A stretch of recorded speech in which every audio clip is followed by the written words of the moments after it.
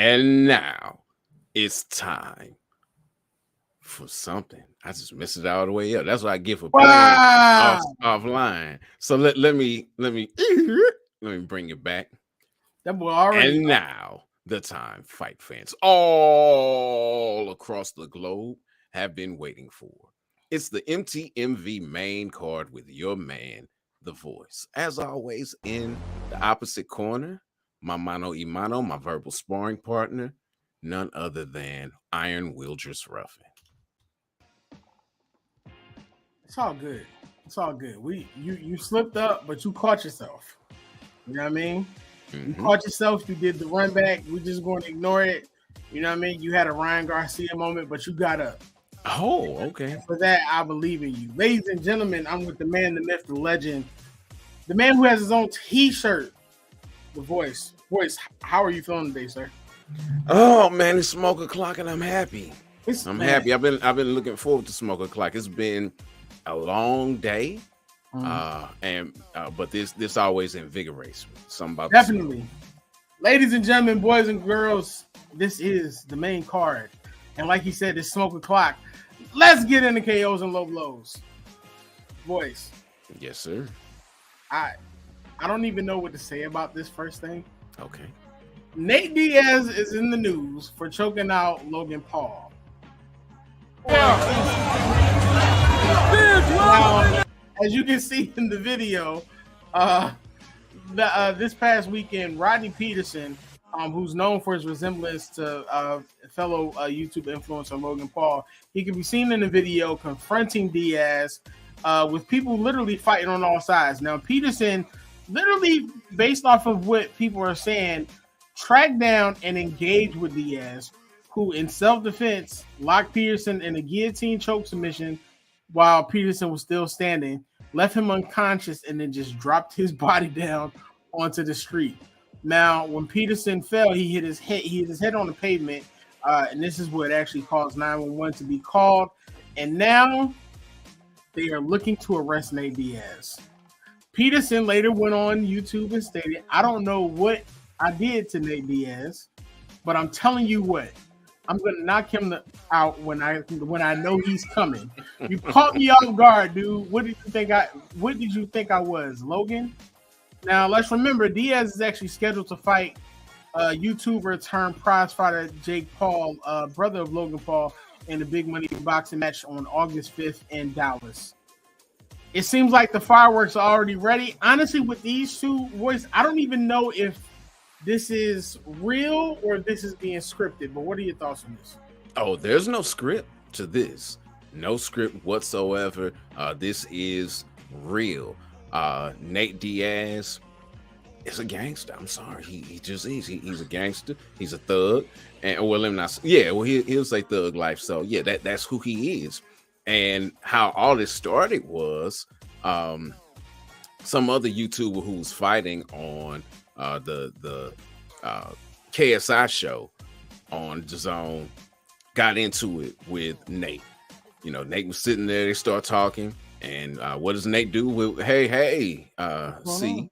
what does Nate do when he has water bottles? He throws them. So he threw the water bottle real hard, hit the dude, he got up, he got mad, and their crews wound up confronting each other out there. This is the reason why Nate Diaz cannot go to a PFL event, is because he had this same kind of situation with Habib back when the PFL was the WSOF. So this is just what happens. You know, he's real.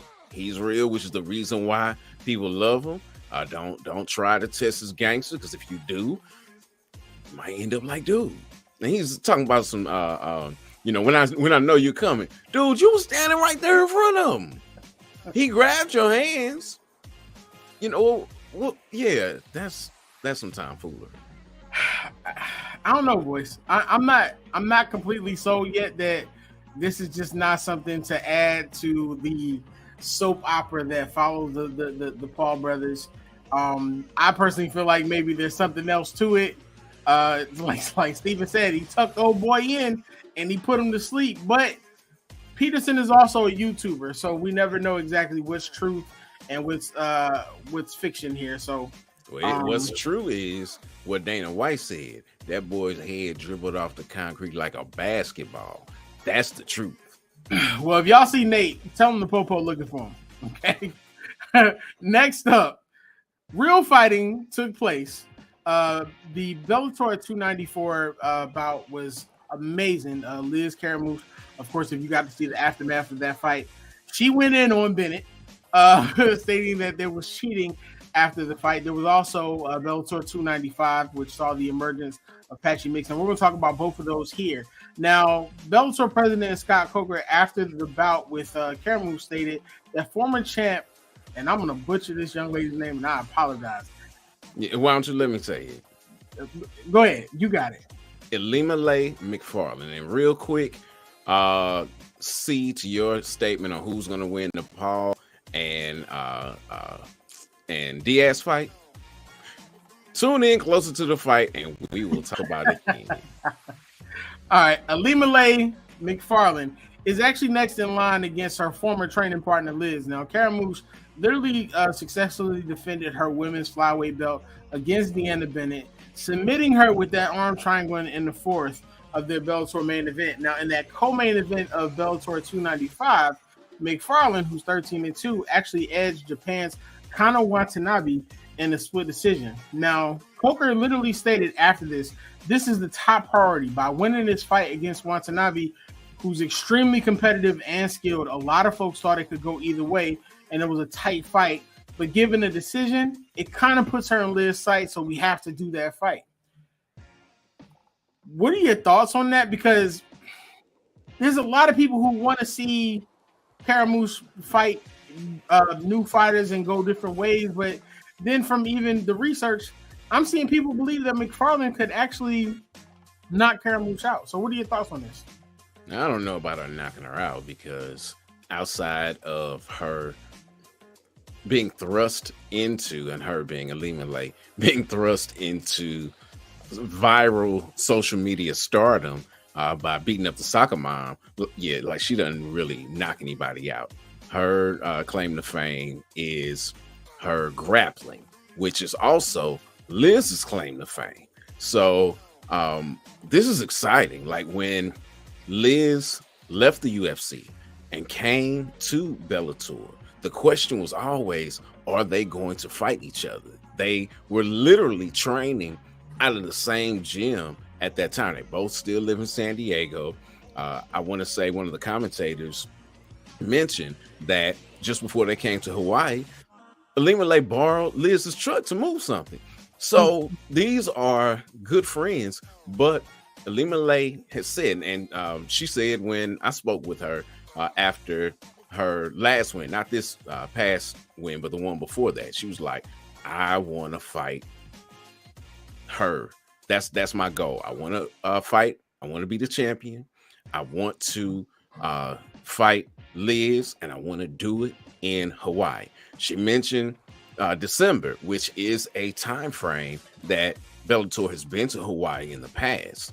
Them going 3 times in a year is kind of like, I don't know if that's going to happen, but it looks like all roads lead to these two women fighting. Where they fight, I'm not sure.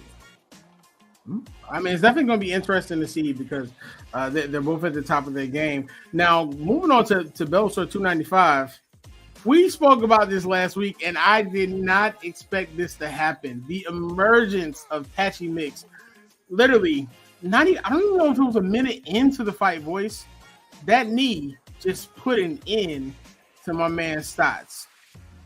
With Patchy's win, and that's an incredible picture there. With Patchy's win, Voice, what's next for him, and what are we looking forward to? Because when we talked about it, you didn't seem too shocked that this happened the way that it happened. Actually, I am shocked that it happened the way it happened.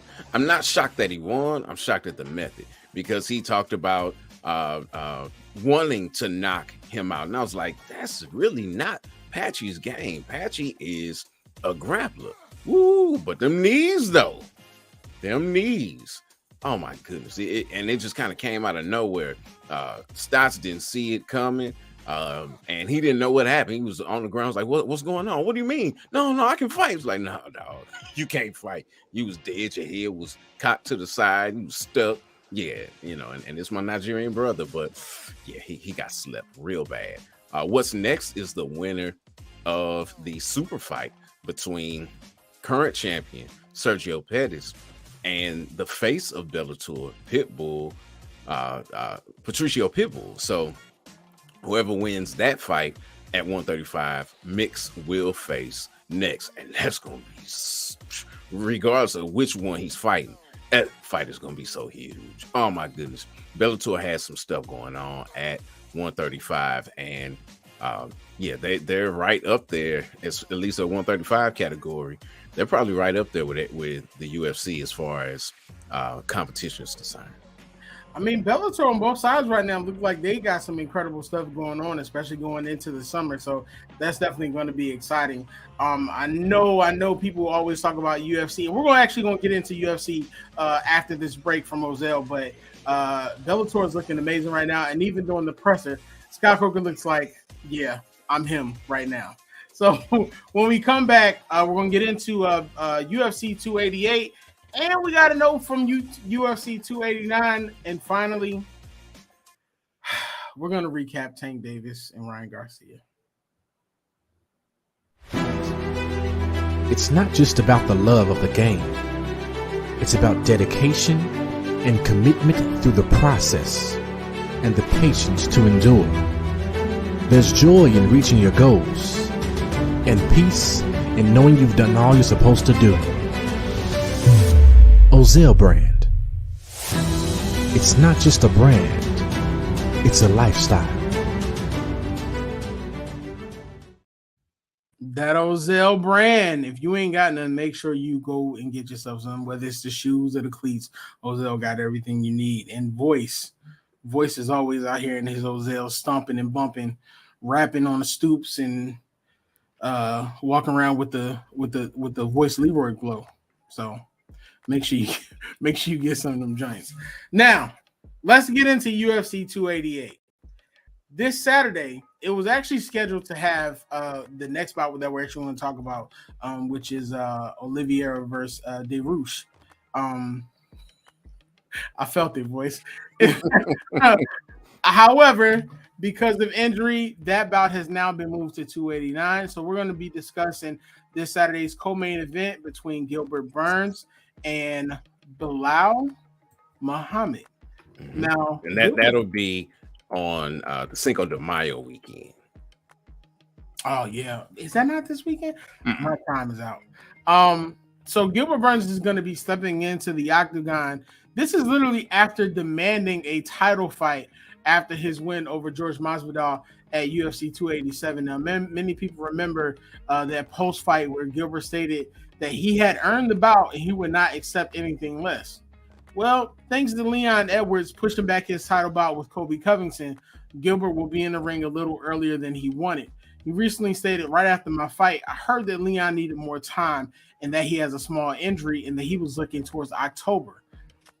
With that delay, Leon and Colby not fighting in July, fighting only from October, it's a big gap there. I didn't want to sit down and wait, especially having Belal Muhammad racing with me to get that title shot. I also heard Usman wanted to fight, and maybe Shakvat wants to fight also. And I just think if Belal fights Kimura or if he fights Shakvat, it doesn't matter who wins. This guy has another opportunity to get a title shot on top of me, so I didn't feel comfortable to sit and wait. Now, for Belal, he actually feels the same way. This also means a title shot for him, and he feels actually that he deserves it over Colby Covington, and he wants to prove detractors wrong. He said for this fight, it's like when the opportunity popped up, it was like, all right, Gilbert Burns has the hype. It's a short turnaround. He just beat Masvidal, and he just beat Magny. Now he's coming off a fight camp, and I'm coming off the couch after Ramadan. I'm like, beating him now, there's no excuse. And there's no excuse where they can actually go against me. So if I go out there and I finish him and I dominate him, there's literally nothing you can say or do to deny me. Now, Voyze, they're both literally racing towards the finish line to get to that title shot. arguably you can actually say that both of them deserve it. But what are your thoughts on their statements on how they feel about getting that title shot, and where do you see this fight going? As far as their claims for a title shot, for real, depending on how they finish this fight, they could be next. Like, I think they could bump Colby with a dynamic performance in this fight. This fight saved the card. It saved it because the co-main event, which we'll talk about in a moment, for this card, Oliveira and Dariush, that's why people were tuning in for this card. You know what I mean? Yeah, it's going to be interesting to see whether or not Aljo can handle Cejudo or vice versa. But that's what was bringing people to the card. When it went away, and now this fight comes in between these two hot prospects who are clamoring for an opportunity to fight in this short period of time, about 2 weeks, and it's a 5-round fight. All of that brings a level of excitement to this card that it did not have before. Now you got these things going on. You have the potential title implications for the winner. It's phenomenal. I love it, and I love how everything worked out. This year has been pretty rough for the UFC, but some things fell in place for them with this.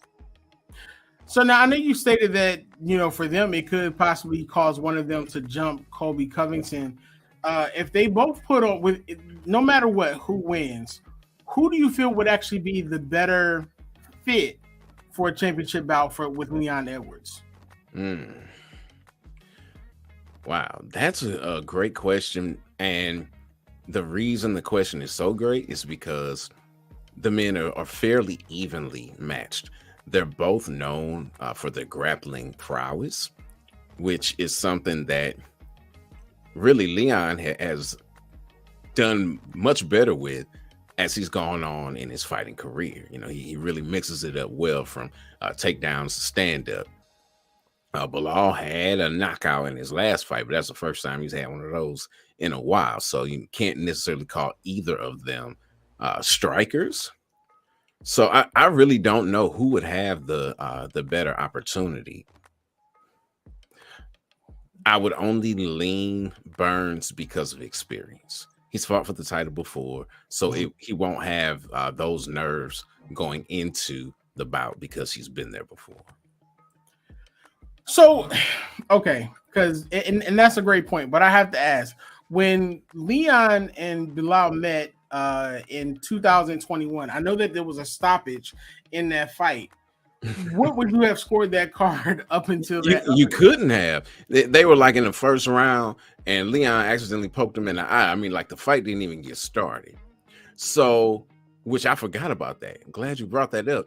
So from a storyline perspective, that makes that fight really, really intriguing, because it's like, okay, you all barely got to fighting, and what made it even more intriguing was we thought they just run it right back. But Leon was like, no, I want to move on. And then that's when he fought Nate Diaz. But we all thought you should probably run this back. I mean, nothing really happened. We want to see what you look like. So from a storyline perspective, that actually has more legs to it than Burns does. Yeah, and I mean, he's literally, if you're honest with it, I mean, Bilal's coming in with literally a non-fight win streak if you don't count that stoppage. He hasn't lost since UFC Fight Night in 2019. So I mean, I understand, Burns has beaten, two really great fighters, but before that he had taken that loss. Then I believe he had already taken a loss to Usman.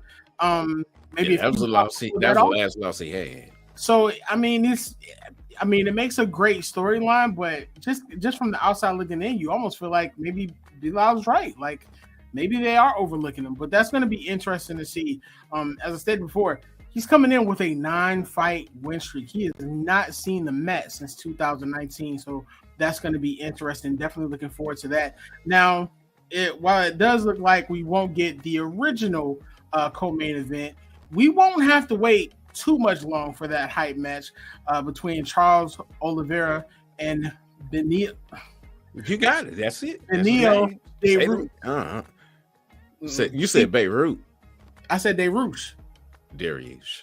There you go. You might as well say Beirut. It would have been better. See, I believed in myself, and like you and the producer, y'all ain't believing me, but that's fine. Now, after Saturday night's co-main event at 288 was canceled, Dana White literally stated that this match will now take place as the co-main event for UFC 289 on June 10th at the Rogers Arena in Vancouver.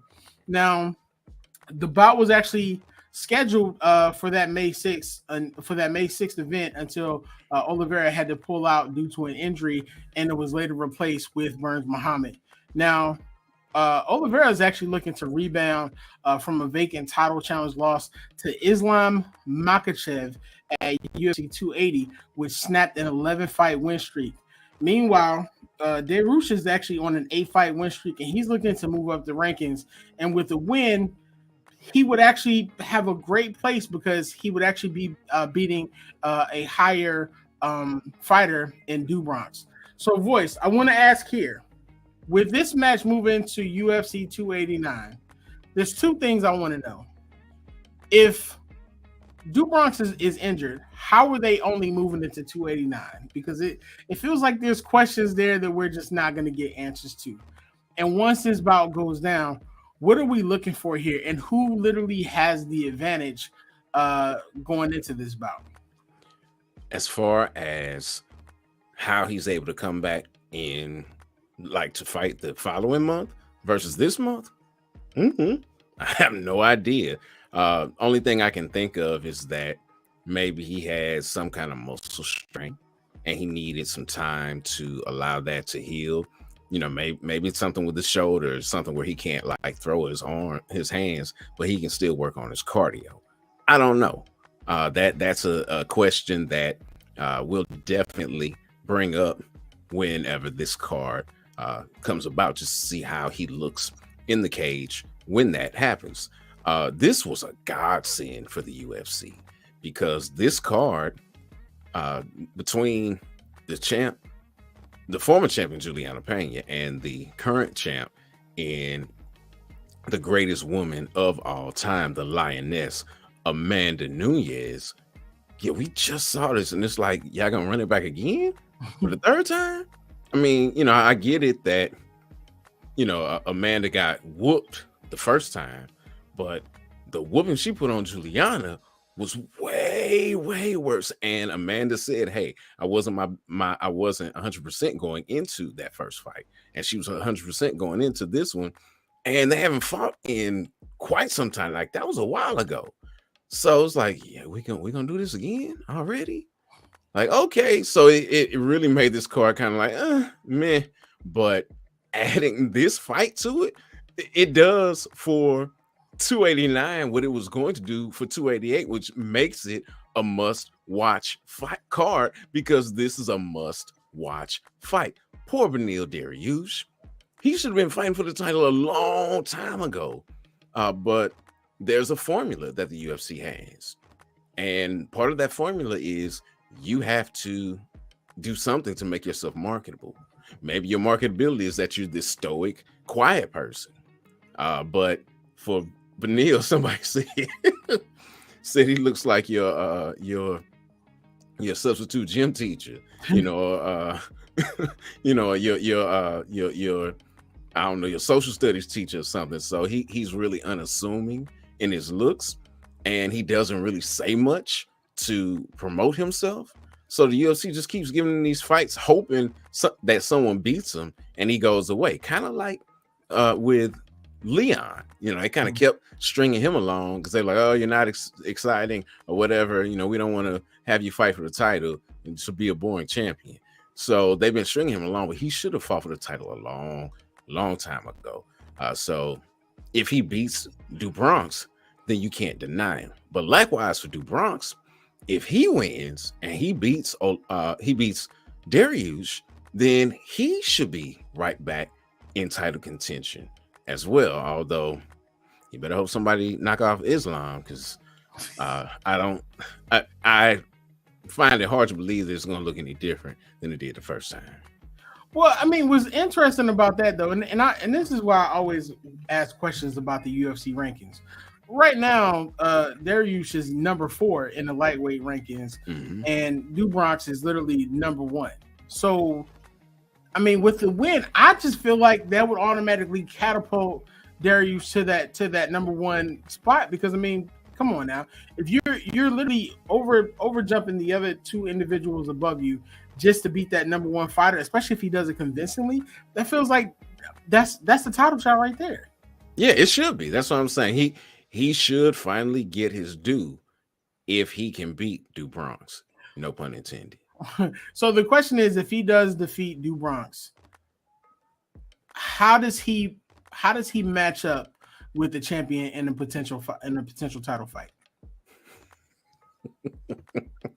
How does anyone match up with him? Now, I'll say this: Volkanovski fought his heart out and arguably could have won. So, with that being said, Dariush stands a chance because he can crack at 155, which is something that Volkanovski, couldn't do. He's got phenomenal jiu-jitsu and ground game and wrestling and things of that nature. He's a true mixed martial artist. And if Volkanovski could give him fits, then Dariush could do more than give him fits. Well, we definitely gonna get a chance to see on June 10th.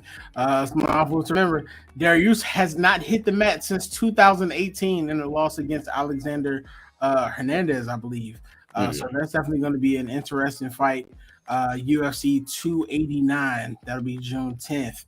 Now, to the biggest fight this weekend. I'm flustered because I cannot believe how it ended. Now, after Saturday's big fight between Tank Davis and Ryan Garcia, many questions were answered, while there were a lot of others that needed to be asked. So if you weren't able to catch the bout, Davis stopped Garcia during the 7th round after a major body shot, which saw Garcia take a step back, take a knee, and then he was out. You can literally see that Davis was literally screaming for him to get up.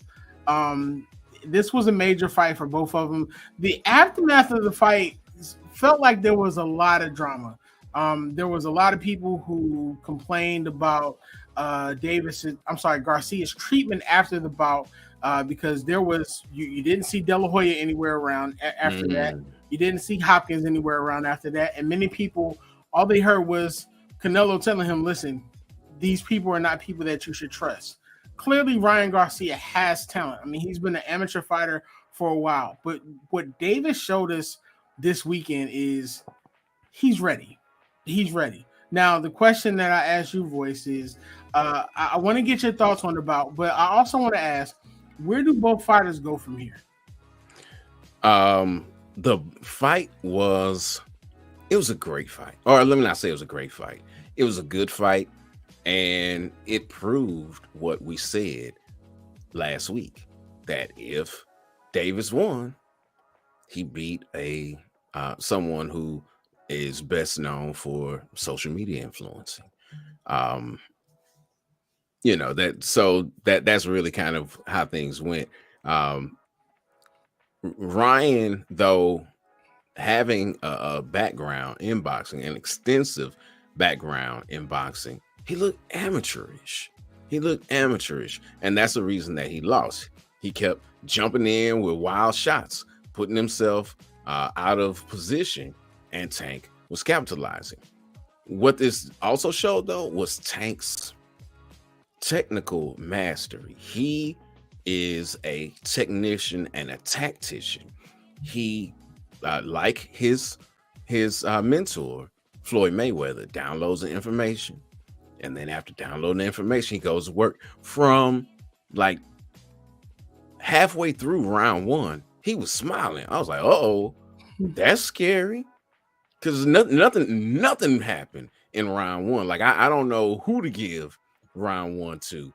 I just like kind of gave it to Garcia simply because it seems like he was trying to do more.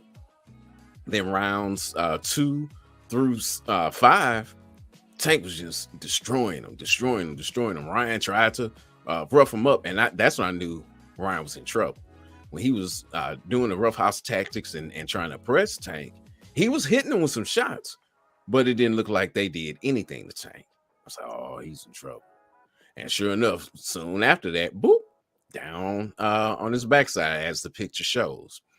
So, that was round 2. Then, rounds 3, 4, and 5, Ryan was just like really tentative. Round 6, he did much better. He got things going. And in round 7, boy, that what looked like a phantom shot to the liver was all she wrote. People have said my main man, Harry J, says like he could have got up. And I feel like he could have gotten up. But like Harry says, so I'm saying it here. And I feel him. I believe him on this. He didn't want to go down worse. He knew, and he was in pain. He was trying to get up and stuff. Even when he stood up, he said, you saw all of that in the ring. But as a fighter, you could get up. He didn't get up because he knew he was so compromised that it was only going to be downhill from here. So it's like, let me just go and stay. I'm going to stay down and take this L and keep it pushing. Now, one thing that he kept saying after the fight, so, I don't want to make any excuses. I don't want to make any excuses. Like, what excuses are there to make? And one of the reporters at the post-fight press conference was like, hey, the rehydration clause and so forth and so on. It's like, well, I didn't really have my legs under me. I really didn't feel good. Like, until the fight started, then I was okay. But, before then, just warming up, I didn't feel like myself. I was like, dude, you the one that said it. On Thursday, the day before weigh-ins, I'm at 137. What dehydration? What I don't feel good? You only had a pound to lose from Thursday to Friday. You should be fine, sir. Unless you just killed yourself so you could say I'm at 137 the day before. But even then, you got 2 days. Well, it's whatever. He said no excuses, then tried to dance around an excuse. Please don't have any excuses. You can't have any excuses weighing 137 and eating breakfast right after weigh-ins and saying, oh, I'm good. I ate breakfast. I'm gonna have no problems with the 10 pounds the next day. If you say all of that, you take excuses out of the equation. I wanted to feel bad for him, Voyze. I did. He even tweeted out, he had actually put it on I believe his Instagram story, that there was a rat in his camp, that actually caused it and gave away secrets, which is just kind of like, if you even go back and take a look at the fight, you kind of prove some of those points. He left himself defenseless too much into that fight. On top of that, you out here just hanging your chin out, and I guess maybe he thought that Tank wouldn't meet him at his speed, but it almost got to a point where Tank was literally taunting this man during the bout. Like, when I saw him taunting him, I was like, yeah, this may not end well. Now, as far as the body shot, the one thing I even asked a friend of mine who's in the medical field, and she said sometimes there is a delay because of where he hit him literally near the liver, that there is a delay and sometimes there's a shock there. But of course, we can't really tell. But of course, Tank Davis has power, so that definitely explains a lot. So we discussed the fight. We discussed everything that happened. So, Voyze, where do the two go from here? I know Davis said that he wants to go back to the Garcia said he wants to go back to the drawing board. He wants to make sure that he comes back stronger, 140, and he's at it. Davis, meanwhile, we're hearing a lot from Shakur Stevenson saying, listen, I want the fight. Devin Haney saying, don't nobody want to smoke with me either way. So, Voyze, where do these fighters go from here? As far as what's next for these fighters, for Ryan, he'll go back and fight some other people at 140 under the Golden Boy banner. Who specifically, I don't know. I know the fight that's coming up this weekend has someone who very well may be maybe someone that he faces off against in the future. But he needs a light touch, so they'll find that for him to get his confidence built back up. As far as Tank is concerned, I've heard some people talk about whichever Gary Russell is around his weight class.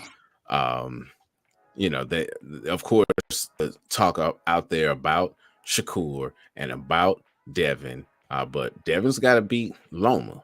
Let's get that straight first, and then whoever does win that fight, they will face Shakur. So obviously, neither of those people is next for Tank. Again, he'll face someone of lesser notes, which would be more difficult because they've talked about him being a pay-per-view star before. This one, he very well may have moved into that category. I mean, DAZN broke. I don't know if you saw that or not, but DAZN's platform broke, and I'm a DAZN subscriber. I got it through DAZN, like every DAZN subscriber did, because it was $25 less, and it would not come up on my TV. It kept saying too many devices logged in. It was like, I ain't logged in, but one. Did somebody hack my account again? It was like, no. But then they say, hey, it's an issue. We know people are having problems. Fortunately, it came up on my phone, and I could cast that to my TV, so I was able to watch everything the way I wanted to. But when you break a whole platform, and it's the same platform that has had pay-per-views for Canelo on multiple occasions and never had these issues. When you break DAZN, you, sir, are a pay-per-view star. So it's going to be difficult for him to fight some more Rolly Romero's or Hector Garcias going forward. They need to find someone for him. Who that someone is, though, I don't know. I'll say this, a name out there at 135 that he could well make a fight with, and it's because he's a name, would be someone like Kambosos. Now, do I think Kambosos does anything in that fight but try to fight? No, I don't. He'll bring a fight to him for sure. I wouldn't mind seeing a rematch with Pitbull Cruz, because he hurt his hand, and that was one thing about the post-fight press conference that did concern me. So he may wait a while, because in that post-fight press conference, you saw it the whole time. Yeah, he's holding his hand. And when you hit as hard as he hits, you can do some damage to your hand. And he's had hand issues in the past.